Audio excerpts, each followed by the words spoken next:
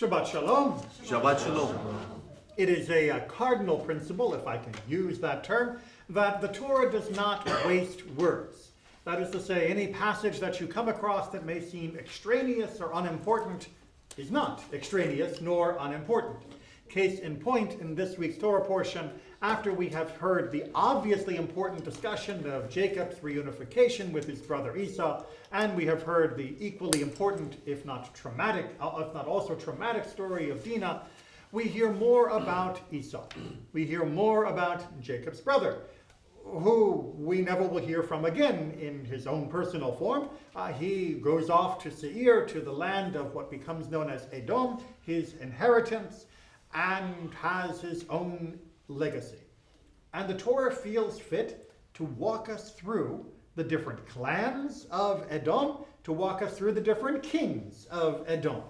These are not our kings. These are not our clans. Why are we bothering to track their genealogy?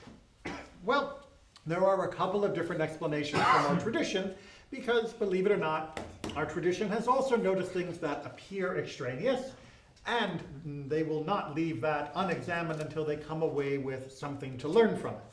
So first and foremost, they point out that the listing of the kings tells us something very, very important. That there are 8 kings listed that are from the tribes that come out of Esau before any king is ever put on a throne in the land of Israel. That is to say, the monarchy in Edom begins 8 generations prior to the monarchy in Israel. Now, obviously, they got a little bit of a head start because they didn't have that whole slavery thing to deal with. But the Midrash points out that this is probably not a coincidence. Because if you turn back a chapter or two and you read carefully the story of Jacob trying to appease his brother Esau, he calls his brother my master 8 times. So says the Midrash, for each of the 8 times that Jacob needlessly abased himself before his brother, needlessly grovels to him, calling him my master, when of course there is only one Adon, one true master of Jacob's fate, for each of those times he helped elevate Esau perhaps inappropriately, and thus Esau got a head start in his monarchical ambitions, his domination of that land. And indeed, Isaac's blessing for Esau comes true. He does shake off the yoke of his brother. He is not subservient to Israel. Edom becomes a regional rival to Israel for centuries. And even with the collapse of Israel at the time of the Babylonians, Edom is there to help ransack the city as one more vulture to the carcass of the people of Judea. So perhaps indeed Jacob was a little bit foolhardy in overly appeasing his brother, when he could have instead stood up as an equal to his brother, not to dominate, but also not to be subservient to. But as we have seen, Jacob has a great deal of difficulty mastering that. However, all is not lost, because just as Isaac blessed Esau, saying that he would throw off his brother's yoke, he also lamented that Esau would live by the sword, that his nation that would grow from him would be one of violence. And our sages notice that when you look through the lineage of the kings and their pedigrees, there is no line of succession. That this is not father to son, father to son, father to son, like the Davidic line. This is instead this guy, and then someone else completely unrelated, and then someone else completely unrelated, and someone else completely unrelated. Now, this is not because they had a meritocracy where they were democratically electing the best kings.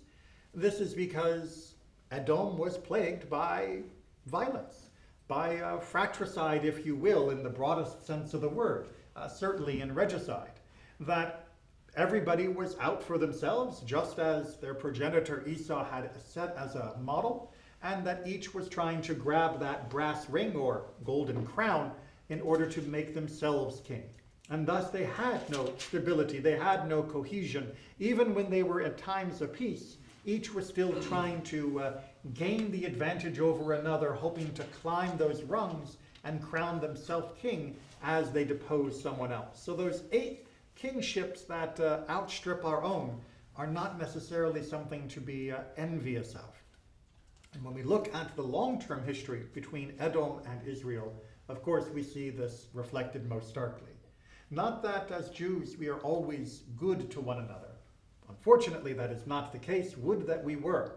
But we have retained enough cohesion, enough peace within ourselves, among ourselves, that through good times and the bad, we have been able to endure.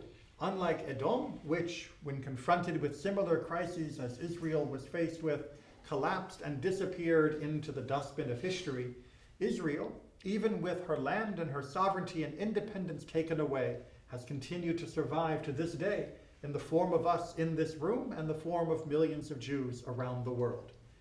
That is giving back again to that blessing that Isaac gave, that Israel, the descendants of Jacob, through Jacob's line, were able to rise higher than mere monarchical ambition and able to see past personal greed and envy and jealousy, to see the broader blessing that could come to them as individuals, as part of the blessed country, the blessed nation, the blessed people of Israel, for whom Jacob would eventually be named. With that in mind, may we always extend that to each other. May we not be jealous of those in power, because most likely they either got there with a dagger in their hand or they will leave there with a dagger in their back. Shabbat Shalom.